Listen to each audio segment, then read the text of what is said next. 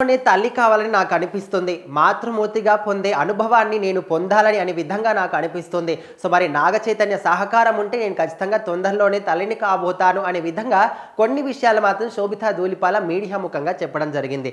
So, రీసెంట్‌గానే నాగ చైతన్యకి, శోభితా ధూళిపాల ఇద్దరికీ కూడా ఎంగేజ్‌మెంట్ జరిగింది. అంటే వాళ్ళు గత కొన్ని సంవత్సరాల నుంచే కూడా రిలేషన్‌షిప్‌లో ఉన్నప్పటికీ, వాళ్ళు కొన్ని సందర్భాల్లో ఇద్దరు కలిసి కనిపించినప్పటికీ కూడా చాలామంది రూమర్స్‌గా అంటే వీళ్ళిద్దరు రిలేషన్‌షిప్‌లో ఉన్నారు, పెళ్లి చేసుకోబోతున్నారు విధంగా కొన్ని రూమర్స్ స్ప్రెడ్ చేసినప్పటికీ వాటన్నిటికీ కూడా వీళ్ళిద్దరు మాత్రం ఎక్కడా కూడా స్పందించలేదు. వాళ్ళ రిలేషన్‌షిప్‌ని గుట్టుగానే మెయింటైన్ చేశారు. సో, ఎవరు ఊహించని విధంగా రీసెంట్‌గానే అందరికీ షాక్ ఇచ్చే విధంగా ఇద్దరు ఎంగేజ్‌మెంట్ చేసుకున్నారు. సో, మరి దాని తర్వాత ఇప్పుడు మాత్రం ఇటు నాగ చైతన్య మాత్రం టాలీవుడ్‌కు సంబంధించి అండ్ శోభితా ధూళిపాల మాత్రం బాలీవుడ్‌లో ఒక అంటే అగ్రస్థానంలో ఉన్న హీరోయిన్ అని చెప్పుకోవచ్చు. సో, ఆమె మంచి మంచి సినిమాలు చేస్తూ ఇప్పుడైతే చాలా బిజీగా ఉన్నప్పటికీ సో, వీళ్ళిద్దరు కూడా కలిసి సినిమా చేయబోతారా? చేస్తే బాగుంటుంది కదా! అనే విధంగా కూడా చాలామంది అనుకున్నప్పటికీ సమంతతోని కూడా వీళ్ళిద్దరు రిలేషన్‌షిప్ ఏర్పడిన తర్వాత సినిమాలు చేశారు కాబట్టి విడిపోయామనే విధంగా కూడా నాగ చైతన్యకు ఒక సెంటిమెంట్ ఉంది కాబట్టి శోభితాతోని కూడా ఈ విధంగా సినిమాలు చేస్తే విడిపోయే ఛాన్సెస్ ఉన్నాయేమో అనే విధంగా అయితే ఆయన అనుకోని సినిమాలు చేయడానికి అసలు ఇప్పట్లో చాలా కష్టమనే విధంగా కూడా అప్పట్లో చెప్పాడు.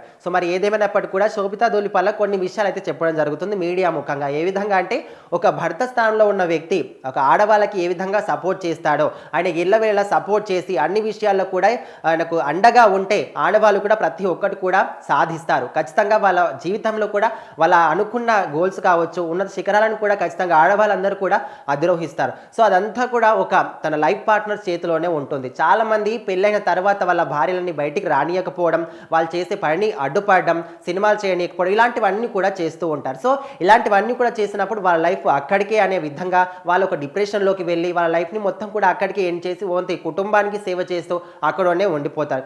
సో, అలా కాకుండా తన భర్త ఎవరైతే ఉన్న లైఫ్ పార్ట్నర్ ఉన్నారో సో, నీ జీవితంలో గోల్స్ ఏంటి వాటిని అధిరోహించడానికి నేను కూడా నీకు చెయ్యి అందిస్తానని చెప్పినప్పుడు సో, వాళ్ళు ఖచ్చితంగా ఉన్నత శిఖరాలను అధిరోహిస్తారు అనే విధంగా అయితే శోభితా ధూళిపాల చెప్పింది. సో, ఈ సందర్భంలోనే తొందరలోనే నాకు తల్లి కావాలని అనిపిస్తుంది, తల్లి కాబోయే అనుభూతిని నేను కూడా పొందాలి అనిపిస్తుంది.